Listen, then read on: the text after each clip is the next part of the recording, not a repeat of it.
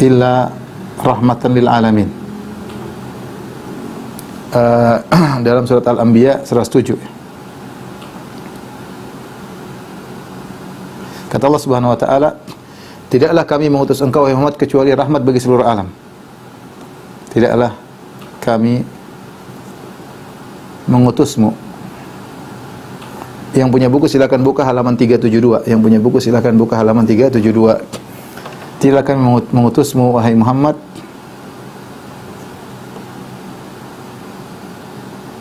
kecuali rahmat bagi alam semesta.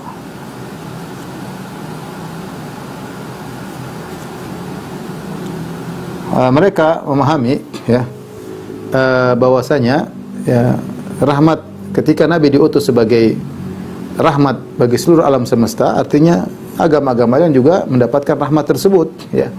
Sehingga tidak boleh kita mengklaim agama-agama lain salah. Contohnya yang dikatakan oleh Jalaluddin Rahmat ya. Dia berkata dalam wawancaranya tentang rahmat Tuhan tidak terbatas yang dinukil oleh website milik Islam Liberal, islamlib.com, dia mengatakan, kan ada ayat Al-Quran yang berbunyi wa ma arsalnaka illa rahmatan lil alamin. Kami tidak utus engkau Muhammad kecuali untuk menebar kasih ke seluruh alam. Namun sebelum sampai pada tahapan rahmatan lil alamin, kayaknya kita kaum muslimin mesti melewati dua tahapan sebelumnya. Tahap pertama adalah rahmatan lil mutamadhibin. Rahmat bagi penganut mazhab. Artinya yang kita anggap mendapat rahmat dan akan masuk surga hanya mazhab tertentu saja seperti ahlu sunnah. Sementara yang lain dianggap tidak akan masuk surga. Lebih dari tahapan itu adalah rahmatan lil muslimin, rahmat bagi semua orang Islam saja. Ini juga salah. Di sini surga itu dianggap khusus bagi orang atau pengikut Islam. Tapi bagi saya yang diinginkan Al-Qur'an dari kita dan nabi kita sangat sederhana. Wa ma arsalnaka illa rahmatan lil alamin, menjadi rahmat bagi alam semesta. Jadi jalur rahmat berdalil ketika Muhammad SAW diutus sebagai rahmat bagi seluruh alam, berarti melazimkan semuanya dapat rahmat dan semuanya masuk surga. Sehingga dia protes. Kita ada dua tahapan. Tahapan pertama, menganggap yang dapat rahmat cuma mazhab ahlu sunnah, karena dia Syiah.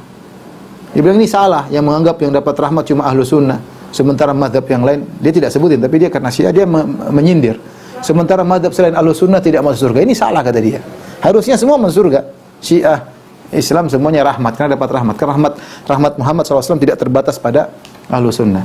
Kemudian kalau tahapan ini sudah kita lewati, tahapan berikutnya kata dia, jangan menganggap hanya orang Islam yang dapat rahmat, sementara agama-agama lain tidak. Jangan menganggap orang Islam saja yang mau surga.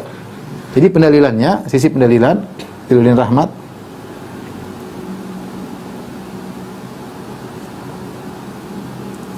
semua dapat rahmat, semua kebagian rahmat. Nah, kalau kebagian rahmat, jika kebagian rahmat maka masuk surga.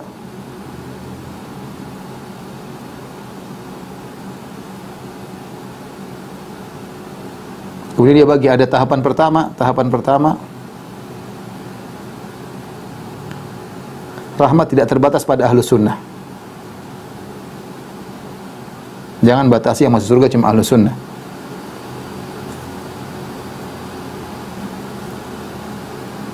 Artinya Syiah juga masuk surga ya. Secara meskipun ini tidak ungkapkan, tapi ini kelaziman dari perkataan dia. Tahapan yang lebih tinggi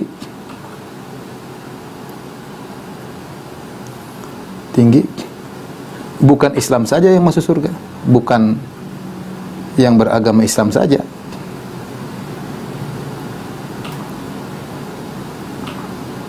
Yang masuk surga, agama-agama lain juga.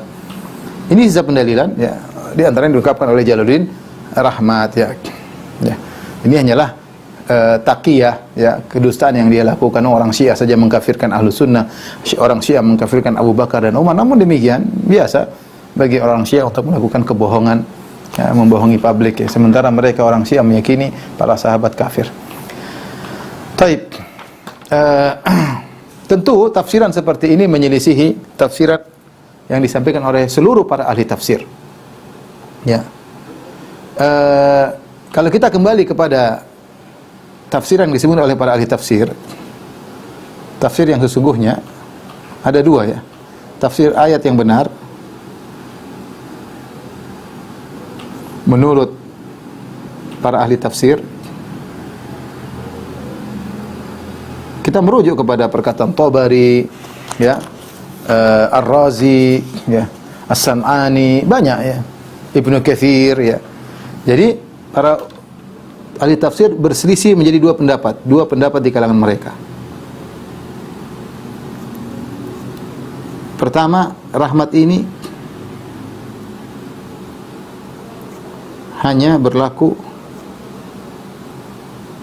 bagi orang yang taat. Benar, Rasulullah SAW rahmat bagi alam semesta, bagi yang taat. Bagi yang taat. Dalam hal ini adalah umat Islam. Ya, kalau tidak taat tidak dapat rahmat. Yang kedua, pendapat kedua ini pendapat pertama. Pendapat kedua, rahmat ini berlaku juga bagi orang kafir. Ini pendapat cukup kuat bagi orang kafir. Nah, ini kita khilaf di kalangan para ulama. Ada yang mengatakan ini maksudnya bagi orang Islam yang taat saja. Yang kedua, orang kafir juga mendapat rahmat. Tapi mereka menjelaskan apa maksudnya orang kafir dapat rahmat. Apa maksudnya? Apa maksudnya? Maka dijelaskan oleh para ulama, ya. Di antara yang mereka sebutkan maksud dari orang kafir, maksudnya adalah orang kafir, ya. Orang-orang kafir tidak diazab di dunia sebagaimana orang-orang kafir dahulu di zaman Nabi. Orang kafir di zaman Nabi, maksudnya orang kafir di zaman Nabi. Coba saya ulangi.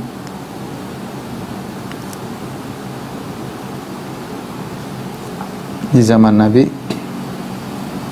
tidak diazab seperti orang-orang kafir terdahulu. Orang kafir terdahulu kita tahu diazab, ya.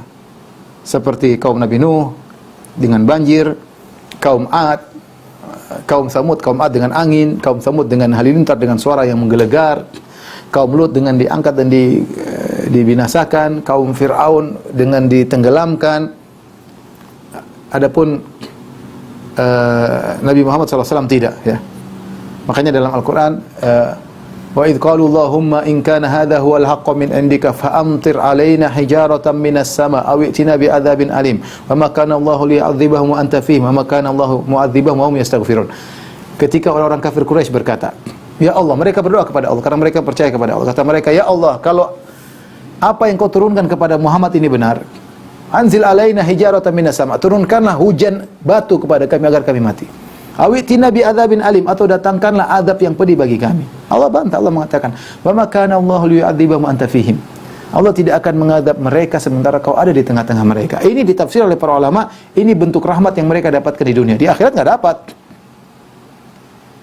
Di akhirat mereka tidak dapat. Jadi mereka terhindar dari azab al-istisal, itu azab pembinasaan, karena itu hanya berlaku pada umat-umat sebelumnya.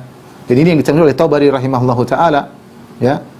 Dua pendapat tersebut disampaikan oleh At-Tabari rahimahullahu taala, bisa dilihat dalam saya tungkilkan dalam buku saya, ya.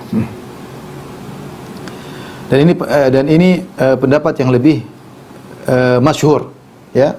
Yang lebih masyhur, ya. Jadi bukan maksudnya mereka dapat rahmat, mereka masuk surga. Ya, terus ayat-ayat yang menjelaskan orang kafir masuk surga mana, mau dikemanakan, ya. Jadi antaranya yang mengatakan bentuk mereka dapat rahmat, ya. Ini satu contoh. Yang kedua, di antara tafsiran yang mengatakan bahwasanya mereka dapat rahmat, bahwasanya orang-orang kafir ahli zimmah, itu orang kafir yang tinggal di negara Islam, ya. Mereka dilindungi dengan syariat Islam. Jadi intinya rahmat tersebut semuanya terkait dengan di dunia. Entah tidak diazab, entah mereka dilindungi, ya. Sehingga mereka bisa hidup nyaman dalam naungan negara Islam. Jadi bukan maksudnya rahmat berarti masuk surga, ya. Taib, ini apa namanya tafsir yang benar, dan ini tafsir yang kedua, tafsir mayoritas ulama.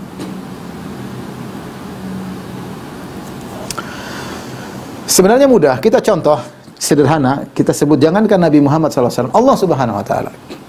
Allah Subhanahu Wa Taala, ya,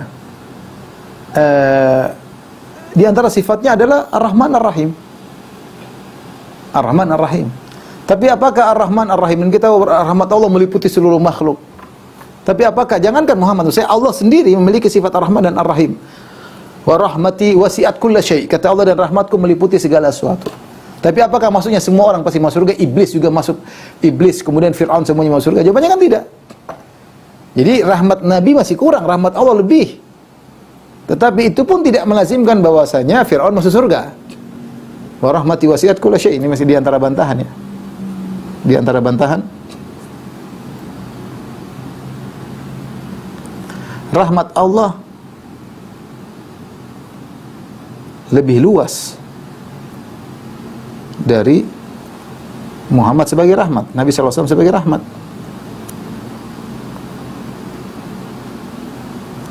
Itu pun tidak melazimkan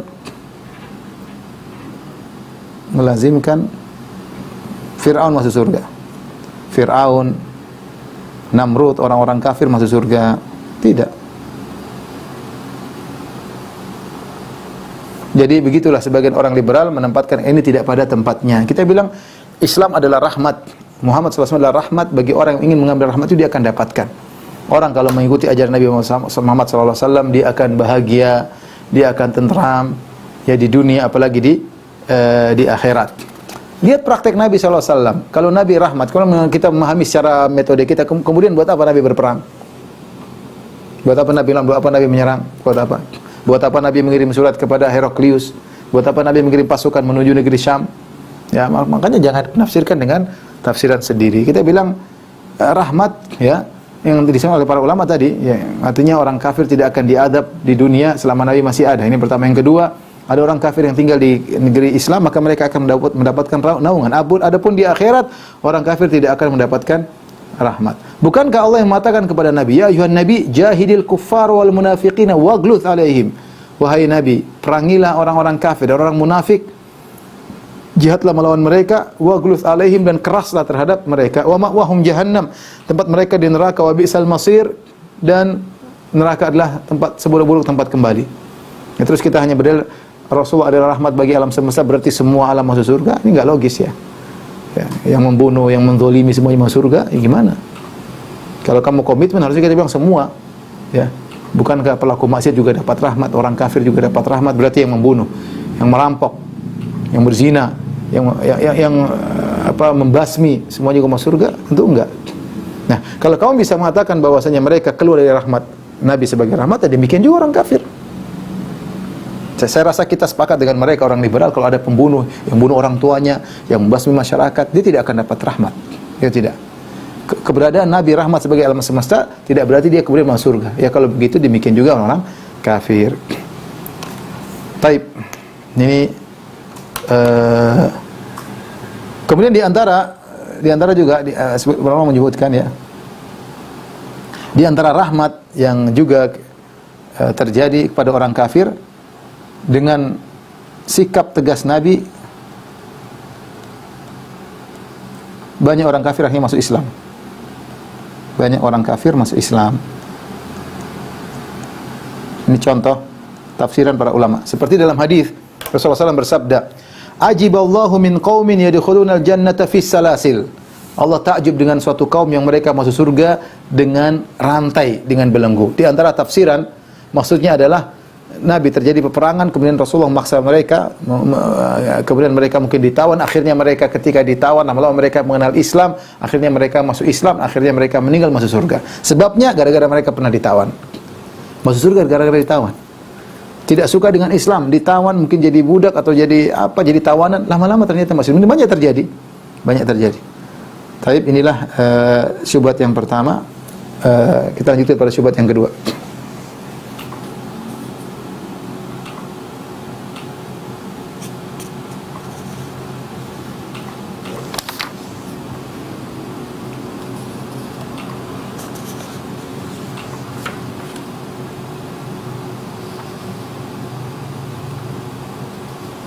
Sebagian ulama menafsirkan rahmat bagi alam semesta seperti perkataan Razi, ya, bahwasanya Rasulullah SAW diutus, ya, bu'itsa wan nasu fi jahiliyah wa dhalalah. ketika Nabi diutus, manusia dalam kondisi tersesat, dalam kejahilan, dalam kesesatan. Ahlul kitabain kanu fi hairah. Yahudi Nasrani dalam kebingungan min amri dinihim, karena mereka bingung dengan agama mereka. Kemudian terjadi perselisihan di antara mereka, ya. Belum lagi orang Arab jahiliyah, dunia dalam kondisi gelap. Datang Nabi sebagai rahmat, sebagai petunjuk. Kalau diikuti rahmat. Jadi gampangannya sederhananya, Rasulullah diutus sebagai rahmat bagi alam semesta, bagi yang mau menjadikannya sebagai rahmat. Yang tidak mau ngambil ya sudah. Bukan berarti kalau Nabi diutus menjadi rahmat bagi alam semesta otomatis mau masuk surga. Ini enggak logis. Tapi maksudnya Rasulullah diutus sebagai rahmat bagi alam semesta, yang mau mengimani Nabi dia akan dapat rahmat tersebut. Ini sebagaimana tafsiran pertama, dan banyak ulama yang menafsirkan seperti itu. Tafsiran kedua tadi yang saya sebutkan mayoritas, bahwasanya orang-orang kafir dapat rahmat, di antaranya tidak diadab secara totalitas, dan juga mereka hidup di negeri kaum muslimin dengan dijaga hak-hak mereka. Baik, di antara pendalilan mereka, ini pendalilan yang dilakukan oleh Zuhair Misrawi, ya, dengan surat An-Naml ayat 30. An-Naml itu surat 26 kalau tidak salah, ya. Ayat 30. Yaitu firman Allah Subhanahu wa taala, "Innahu min Sulaiman wa innahu bismillahirrahmanirrahim." Ya, artinya ini surat dari Sulaiman. Dari Nabi Sulaiman alaihissalam, dan sesungguhnya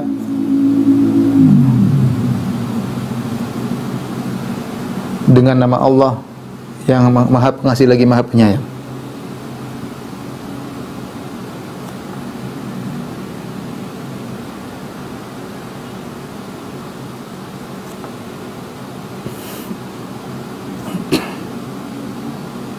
Dalil dalam surat An-Naml ayat 30, ya. Taib. Innahu min Sulaiman. Sulaiman ketika ngirim surat kepada Ratu Balqis, dia tulis innahu min Sulaiman wa innahu bismillahirrahmanirrahim. Sungguhnya dari Sulaiman, bismillahirrahmanirrahim. Ya. Apa kata Zuhair Misrawi? Ya. Basmalah dalam surat An-Naml ayat 27 ayat 30. Sungguhnya kitab dari Sulaiman, dan sungguhnya kitab dengan nama Tuhan yang Maha Pengasih lagi Maha Penyayang.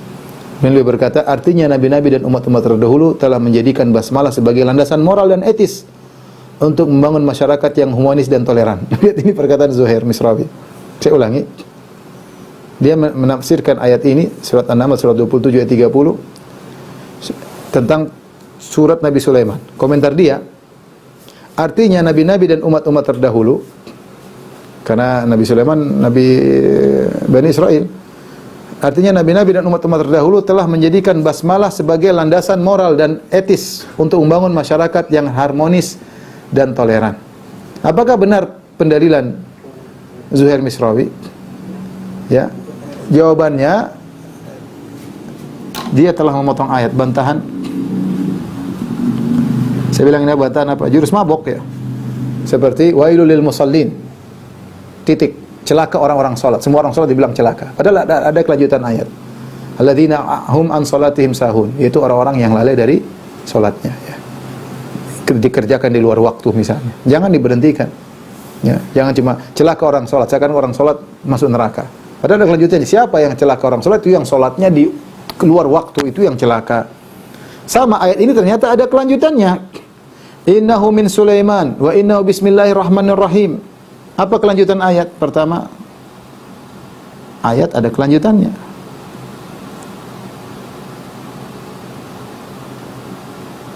Apa kelanjutannya? Allah ta'lu alayya wa'tuni muslimin. Allah ta'lu alayya wa'tuni muslimin. Lanjutkan dong. Ini surat An-Naml ayat selanjutnya, ayat 31. Yang artinya apa? Janganlah engkau berlaku sombong terhadapku, dan datanglah kepadaku sebagai orang yang berserah diri. Jangan sombong kepadaku, dan datanglah berserah diri. Taib. Coba kita berpikir dengan akal sehat. Nabi Sulaiman mengatakan Bismillahirrahmanirrahim, dengan nama Allah yang Maha Pengasih lagi Penyayang. Dari Sulaiman, Bismillahirrahmanirrahim, jangan sombong kepadaku, datanglah serah diri dengan rakyatmu. Ini ajak toleransi atau ngancam? Coba tanya sama mereka, ini ayat kalau dibaca lanjutannya, ini ngajak kita semua benar atau Nabi Sulaiman sedang mengancam mereka untuk menyerahkan diri? Jawabannya yang kedua. Bahkan itu dipahami oleh Ratu Bilqis dan para anak buahnya. Dan ini disebut oleh para ahli tafsir semuanya. Mulai dari At-Tabari, ya. Allah ta'alu alayya, ya. Apa kata At-Tabari? Jangan kau sombong kepadaku, ditafsir oleh At-Tabari, Allah tatamanna'u minalladzi da'autukum ilaih. Jangan kalian menghalangi diri kalian dari apa yang aku ajak kalian kepadanya. In tana'tum jahatukum. Kalau kalian tidak mau berserah diri, aku akan berjihad melawan kalian. Ini tafsir Tabari. Ini ancaman, bukan ngajak kerjasama, bukan. Ya. Tabari juga berkata, wa'tuni muslimin, datanglah kepadaku dalam kondisi Islam, maksudnya wa aqbilu ilayya mud'inin lillah, datanglah kalian dalam tunduk kepada Allah dengan bertauhid dan taat kepada Allah Subhanahu wa taala. Ya. Ini contoh. Oleh karenanya, ketika Balqis dan anak buahnya mendapat surat dari Sulaiman, mereka tidak memahami ini ajakan toleransi. Tidak dipahami sebagai ajakan untuk kita sama-sama benar, ajakan kerjasama, tidak. Mereka tahu ini ancaman. Makanya apa kata anak buah Ratu Bilqis? Allah sebutkan dalam surat An-Naml ayat 33, mereka berkata, "Nahnu ulu quwwatin wa ulu ba'sin syadidin wal amru ilaiki fanzuri madza ta'murin." Mereka berkata, wahai Bilqis, wahai ratu kami Bilqis, kita ini adalah orang-orang yang kuat dalam berperang dan kita punya persenjataan yang kuat. Tinggal kau perintahkan, kita akan berperang. Jadi dia mereka tahu Sulaiman ngancam. Tetapi fanzuri ilaiki, fanzuri, ya, wal amru ilaiki fanzuri madza ta'murin. Tapi perkaranya kembali kepada engkau wahai ratu kami. Jadi ini contoh bantahan jelas. Baca ayat kelanjutannya, ya. Justru ini adalah ayat ancaman.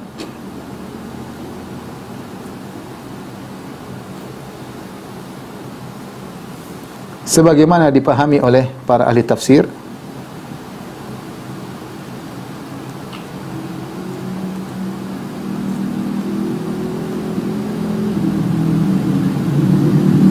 dan sebagaimana dipahami oleh Ratu Bilqis. Saya nggak tahu ini orang liberal ini bagaimana sih berdalil. Maksudnya penipuan nyata seperti ini dipahami oleh Ratu Bilqis. Kok ayat yang ngomong A dia bilang Z, nggak nyambung oleh Ratu Bilqis dan anak buahnya.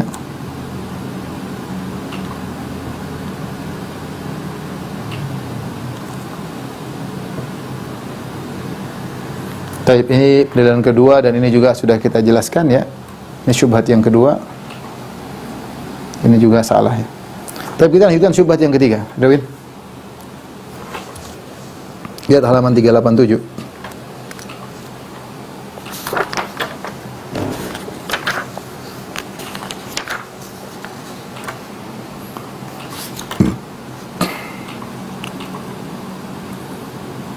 Sudah. Syubhat yang ketiga.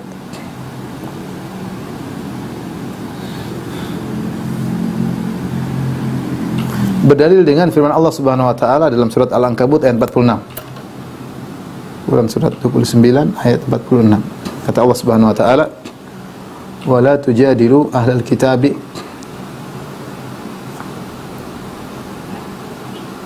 wa la tujadilu ahlal kitabi illa billati hiya ahsan ila alladhina zalamu minhum."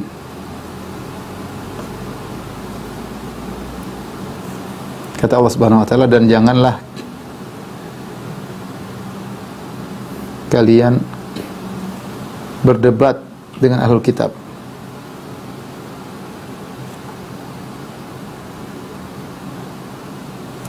kecuali dengan cara yang terbaik, melainkan dengan cara yang terbaik.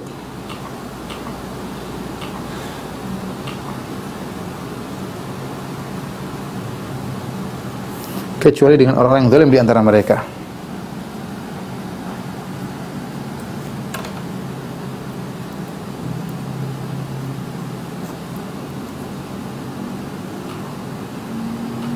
Apa sisi pendalilannya?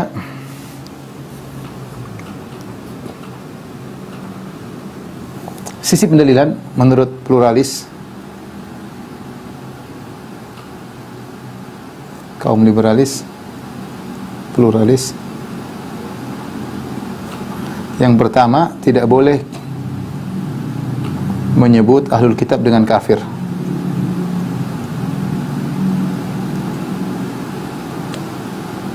Dengan kafir, enggak boleh. Kafir atau sesat, enggak boleh. Kenapa kata mereka Allah sebut ahlul kitab, ya kita jangan bilang kafir. Ya. Yang kedua, tidak boleh mengklaim kebenaran hanya terbatas pada kaum muslimin.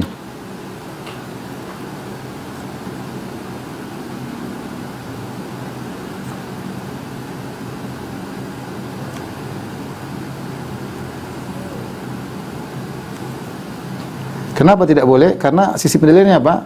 Karena disuruh berdialog. Ya. Artinya pihak sana juga mungkin ada kebenarannya. Ya, ya mereka mengatakan demikian. Kenapa kita suruh berdialog dengan ahlul kitab? Berarti mereka juga mungkin ada kebenarannya. Oleh karena jangan monopoli kebenaran. Anis Masduki berkata, perbedaan akidah di antara umat manusia adalah bagian dari skenario dan kehendak Allah. Dialah yang akan menghukuminya kelak pada hari kiamat. Kalau ini skenario Allah, bukan tugas kita. Menurut dia Allah yang akan menghukum pada hari kiamat. Klaim kebenaran dan tindak penyesatan dengan demikian melampaui wewenang yang sesungguhnya hanya dimiliki oleh Allah. Kita bisa melihat Al-Quran surat Al-Baqarah termasuk Al-Ankabut ayat 46. Ya. Seperti itu ya. Jadi dia berdalil seperti itu bahwasanya tidak boleh kita mengklaim karena Allah masih suruh diskusi, ngapain kita klaim kita yang paling benar. Ya. Ini sisi pendalilan tersebut ya. Kemudian juga Ulil Absar Abdullah berpendapat bahwa ayat tersebut menunjukkan disyariatkan saling berdiskusi antara pemeluk agama. Diskusi yang dimaksud bukanlah layaknya perbincangan yang terjadi antara dua orang atau kelompok yang membahas siapa yang benar atau siapa yang salah. Jadi bukan diskusi untuk benar-benar salah, bukan. Tapi yang dimaksud adalah diskusi yang tujuannya merealisasikan hubungan yang harmonis antara kelompok-kelompok sekaligus menciptakan toleransi di antara mereka. Jadi katanya ini ayat disuruh diskusi, bukan debat, diskusi, bukan mana yang salah, mana yang benar, tidak. Tapi diskusi untuk kerjasama. Ya, Ulul Absar ya. Sisi yang ketiga, ayat ini menyuruh untuk diskusi kerjasama. Bukan salah benar, mana yang salah, mana yang benar. Di samping itu kata Al-Absar, di samping itu diskusi tersebut juga bertujuan untuk menghasilkan kemaslahatan umum bagi semua kelompok, bukan satu kelompok tertentu saja. Serta untuk saling memahami karakteristik masing-masing agama untuk mencari titik tertentu yang menyamakan antara agama tersebut. Ini mereka tafsirkan persis seperti firman Allah Subhanahu wa taala yang mereka tafsirkan, ya ahlul kitabi ta'alu ila kalimatin sawa. Wa ahlul kitab, marilah kita menuju perkataan yang sama. Sudah kita bahas pada pertemuan-pertemuan sebelumnya. Inilah syubhat mereka. Tapi apa bantahannya?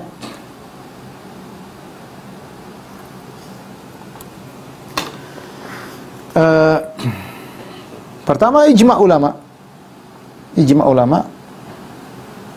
ahli tafsir, ayat ini bukan untuk pembenaran ahlul kitab.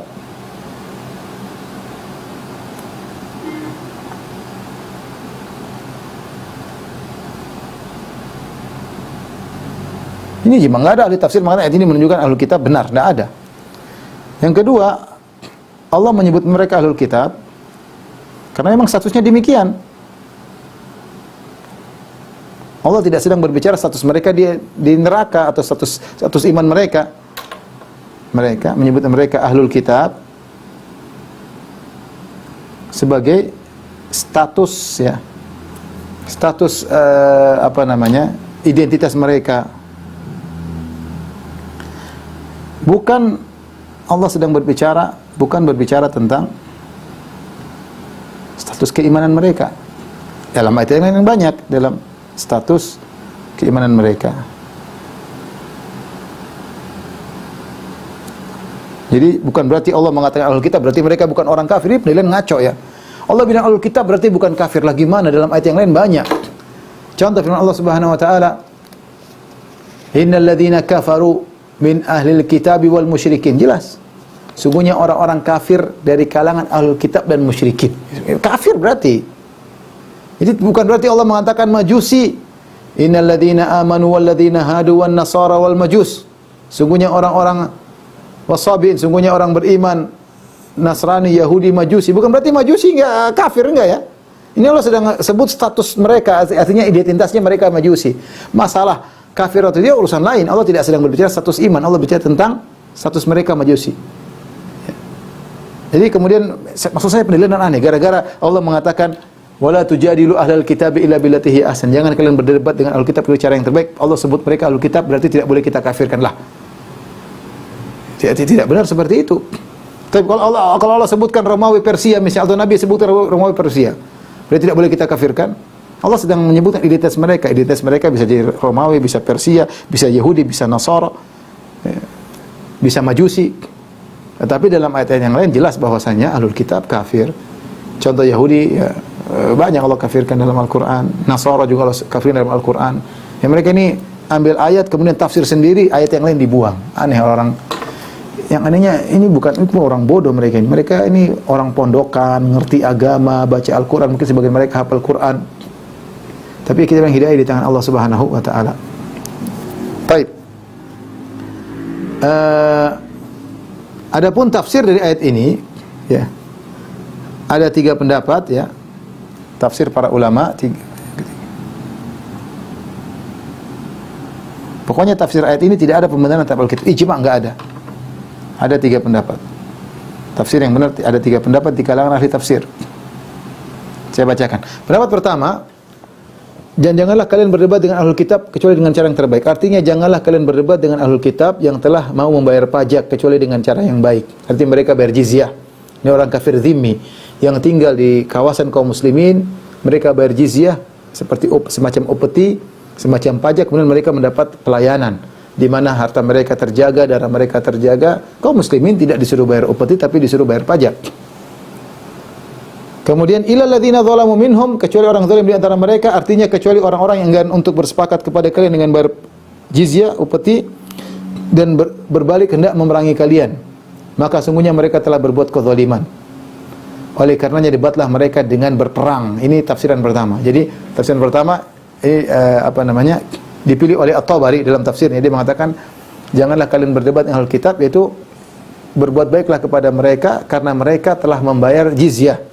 Ilal ladzina zalamu minhum, adapun orang berbuat zalim ahlul kitab yang tidak mau bayar jizyah, tidak mau bayar tanda ketundukan padahal mereka tinggal di negeri Islam, maka perangilah. Debatlah maksudnya perangilah. Ini pendapat pertama. Ini dipilih oleh Tabari dan dipilih oleh Ibnu Katsir. Pendapat yang kedua, dan janganlah kamu berdebat dengan ahlul kitab, artinya adalah orang-orang beriman di antara mereka. Kalau mereka sudah beriman, jangan berdebat lagi, tidak usah. Karena bisa jadi mereka memberitakan hal-hal yang dari kitab mereka yang tidak diketahui oleh orang Islam, yang orang-orang yang beriman sebelumnya. Jadi tidak usah. Kalau mereka sudah beriman, mereka menyampaikan sesuatu tentang berita-berita Israiliyat, nggak usah didebat, biarin saja. Karena bisa jadi mereka menyampaikan sesuatu yang kita tidak bisa cek kebenarannya. Karena itu dilarang untuk berdebat dengan mereka. Adapun firman Allah, illal ladzina zalamu minhum, kecuali orang-orang yang zalim di antara mereka, maka debatlah, artinya mereka telah menzalimi diri mereka dengan melakukan kesyirikan dan kekufuran. Maka mereka ini orang tidak beriman. Silakan debat mereka. Jadi ini pendapat dipilih oleh Ar-Razi. Razi berpendapat jangan berdebat dengan Alkitab kalau mereka sudah beriman, enggak usah. Karena mereka bisa menyampaikan berita Israiliyat, kamu salahkan ternyata benar. Ya sudah, biarin aja. Tapi kalau mereka masih musyrik, debat untuk tunjukkan kebenaran, debat. Ya. Pendapat yang ketiga, ayat ini telah dimansuh dengan ayat yang memerintahkan peperangan. Tidak ada perdebatan lagi lebih keras dibandingkan pedang. Ini pendapat Qatadah. Sudah ayat ini sudah tidak berlaku lagi. Ya. Jadi intinya saya ingin sampaikan, tidak ada satu pendapat pun ahli tafsir yang menyatakan bahwasanya ayat ini menunjukkan ahlul kitab itu ada kebenaran. Bahwasanya kalau diskusi menunjukkan mereka benar. Ini pendapat bantahan ketiga. Bantahan keempat, ya. Maksud dari ayat ini adalah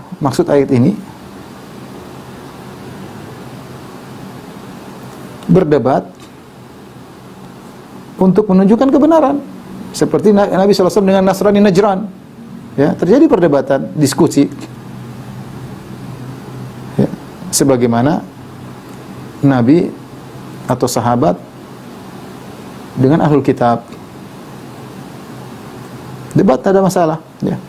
Untuk menunjukkan, bukan untuk diskusi, Untuk jadi seperti apa namanya? Ulil Absar mengatakan ini maksudnya ayat ngajak diskusi, semuanya benar. Ini enggak benar ya. Justru debat itu untuk menunjukkan kebatilan mereka. Bahwasanya kita yang benar, bukan untuk mengajak diskusi karena mereka terjerumus dalam kesyirikan, ya. Kemudian yang kelima, berdebat dengan cara yang baik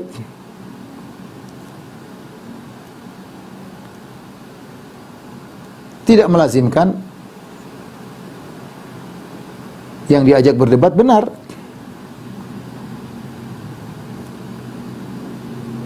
Yang diajak berdebat di atas kebenaran tidak melazimkan demikian. Ya. Contohnya, bukankah Allah Subhanahu wa taala telah memerintahkan Nabi Musa untuk diskusi dengan Firaun? Iya, dan Allah sebutkan diskusi mereka dalam beberapa surat. Dalam surat Thaha misalnya, ya. Allah sebutkan bagaimana mereka diskusi, dan Nabi Musa diskusi dengan cara yang baik. Taib. Apakah Nabi Musa alaihissalam ketika berdiskusi dengan Firaun dengan cara yang baik berarti Firaun di atas kebenaran? Berarti Firaun tidak boleh kita kafirkan? Allah yang mengatakan, "Idhaba ila fir'auna innahu tagha." Pergilah kalian berdua Musa dan Harun kepada Firaun, sungguhnya telah melampaui batas. Faqula lahu qawlan layyina, ucapkanlah kata-kata yang baik. Siapa tahu dia sadar. Apakah dengan kata-kata yang baik berarti Nabi Musa lembut, berarti Firaun ada sisi kebenaran? Jawabannya tidak. Ya, dan setelah itu terjadi diskusi antara Nabi Musa dengan Firaun. Jadi dengan cara yang terbaik bukan berarti mereka di atas kebenaran. Inilah yang bisa kita sampaikan pada kesempatan malam hari ini, 3 syubhat, ya, yang disampaikan oleh mereka untuk melegalkan bahwa semua agama adalah benar, namun itu hanyalah karangan mereka. Kita tahu bahwasanya selain Islam adalah kekufuran. Allah alam bisawab. Mungkin ada yang bertanya, saya persilakan. Barakallahu fikum, terima kasih Ustaz atas ilmu yang sudah disampaikan. Ustaz, izin kita malam hari ini ada satu pertanyaan Ustaz. Silakan. Baik. Assalamualaikum warahmatullahi wabarakatuh. Ustaz, saya ada beberapa pertanyaan. Saya sangat ingin tahu tentang segala pemikiran menyimpang seperti ini yang menyedihkan. Sudah mendapat tempat seperti di universitas, bahkan di universitas Islam sekalipun. Mohon nasihatnya Ustaz agar kita bisa memilah-milih lembaga pendidikan yang sama bersama Islam, namun Islam yang sesuai dengan Al-Quran dan Sunnah. Demikian pertanyaannya. Ya, itu perkara yang penyedihkan bagi banyak orang, menyedihkan kita juga. Ketika pemikiran-pemikiran seperti ini, yang ini langsung bertentangan dengan dasar Islam, ternyata diajarkan di universitas Islam. Ya, ini menunjukkan kita harus hati-hati dalam memilah-milih sekolah, dalam memilih pendidikan. Kalau anak kita sekolah atau kita mau sekolah, kita harus memilah-milih. Ya, karena saya katakan syubhat mereka, sebagaimana awal saya sampaikan di awal pengajian, syubhat mereka terstruktur. Orang yang tidak cerdik atau tidak punya landasan agama yang kuat, mudah terbawa. Karena mereka menyampaikan syubhat mereka dengan terstruktur, kemudian menakjubkan, apalagi orang yang anak muda banyak ingin tahu yang aneh-aneh. Sehingga banyak ke bawah, ya. Oleh karenanya ya, kita harus waspada, tidak semua sekolah kemudian kita daftarkan anak kita atau kita mendaftar, enggak. Sebagian mereka, subhanallah, kalau bisa di internet bisa dicari, sampai mereka bikin areal bebas Tuhan. Sampai mereka ada yang berpikir mengatakan anjing hu akbar. Tidak tahu masih ada atau tidak, dulu ada YouTube, ada dulu. Saya pernah kejadian suatu tempat, subhanallah, lagi khutbah Jumat mereka main band di bawah, itu pernah kejadian, saya diceritain. Ya. Saya pernah ketemu salah seorang dari mereka mengatakan, Ustaz, dia ragu dengan, karena menurut dia semua ada benarnya, semua relatif, semua ini ragu dengan Islam. Sampai dia bilang, kita banyak yang setelah masuk jurusan ini kita tidak sholat. Sebagian cewek-cewek atau akhwat-akhwat ketika masuk buka jilbab.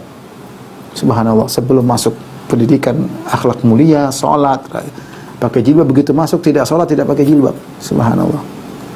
Ya, oleh karenanya, ya semuanya sedih, tapi ini kenyataan dan ini mulai tersebar di tanah air. Ya. Tapi kita jangan putus asa. Masih banyak dai-dai, alhamdulillah ya.